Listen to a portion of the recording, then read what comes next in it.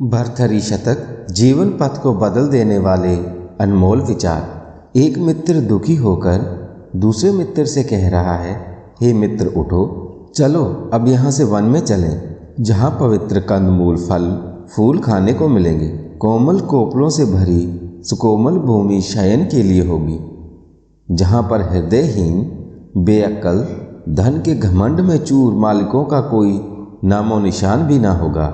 वहाँ पर बड़ी शांति होगी, बड़ा आनंद होगा।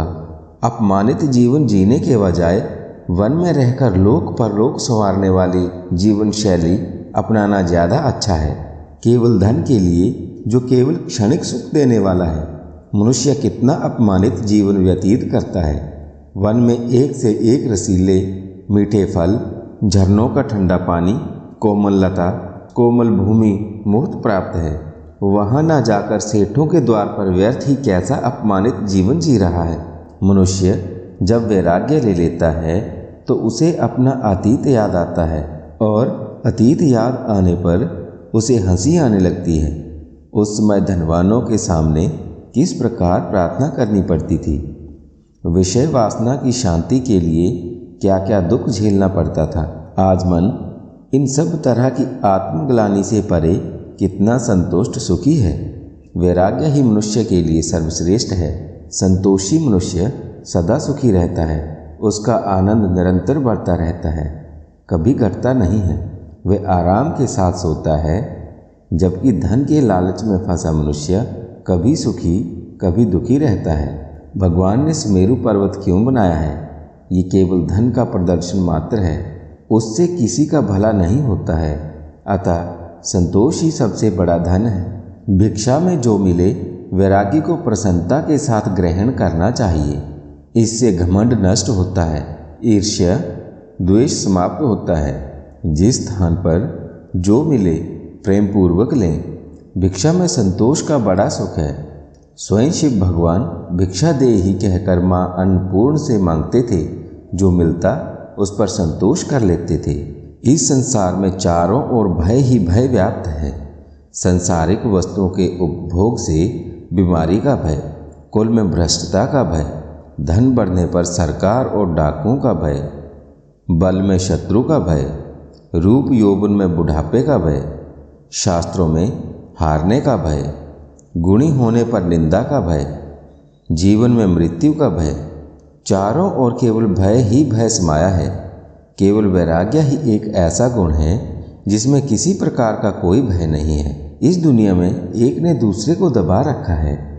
जीवन को मृत्यु ने, यौवन को बुढ़ापे ने, संतोष को धन के लालच ने, मन को सुंदरियों के हाव भाव और कटाक्षों ने, जंगल को हिंसक जानवरों ने, संपत्ति को अस्थिरता ने दबा रखा है। इस संसार में प्रायः सभी पदार्थ एक दूसरे से ग्रस्त हैं। केवल एक वैराग्य ही ऐसा गुण है जिसे किसी ने नहीं दबा रखा, वही सर्वश्रेष्ठ है। विभिन्न प्रकार की शारीरिक मानसिक व्याधियाँ जो हमारा स्वास्थ्य जड़ मूल से नाश करती हैं। संपत्ति टिक जाने पर विभिन्न प्रकार की व्याधियाँ स्वयं आ जाती है। मृत्यु भी बार बार जीवन समाप्त करती है। विधाता का बनाया विधान भी तो अस्थिर है। इस दुनिया के सारे भोग अस्थिर हैं, इनसे बचकर रहना ही अच्छा है। इस संसार में ईश्वर के अलावा सब कुछ नश्वर है। भलाई इसी में है, उस नश्वर से लो लगाई जाए। ये ईश्वर की कैसी विडंबना है कि गर्भ में मनुष्य मलमूत्र के बीच हाथ पैर बांधे पड़ा रहता है। जवानी में उसी मलमूत्र में प्रियतमा के साथ रमण करके सुख पाता है। इसके लिए वह वृद्धावस्था में विशाल सुंदर नेत्रों वाली सुंदरियों के अपमान भी सहता है। अरे मनुष्यों, क्या यही सुख है? क्या इससे अच्छा कोई दूसरा सुख नहीं है? जवानी को खाने के लिए बुढ़ापा रूपी शेर खड़ा है। यम शत्रु समान रोग आक्रमण करने के लिए व्याकुल है। फूटे घड़े की बूंद बूंद रिसकर जीवन निरंतर समाप्त हो रहा है। इसके बाद भी मनुष्य अपने स्वार्थ में लगा रहता है। यही सबसे बड़ा आश्चर्य है। समुद्र की लहरें अनंत ऊंचाई तक ऊंची उठती हैं, लेकिन कुछ देर के लिए संसारिक भोग विलास से प्राप्त होने वाला सुख भी इसी प्रकार का है। प्राण एक क्षण में निकल जाते हैं। प्रियतमा को मोहित कर देने वाला यौवन काल कुछ समय तक रहता है। एक ब्रह्मा को छोड़कर इस संसार में सब कुछ नाशवान है। फलतः उस कल्याण वाले ब्रह्मा में ध्यान लगाना चाहिए, इसी में भलाई है। मित्रों, इस कथा में इतना ही।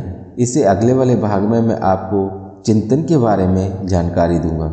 आप सबसे निवेदन है, अगर आपने मेरा चैनल सब्सक्राइब नहीं किया हुआ है तो कृपया चैनल को सब्सक्राइब करें, वीडियो को लाइक करें और शेयर करें।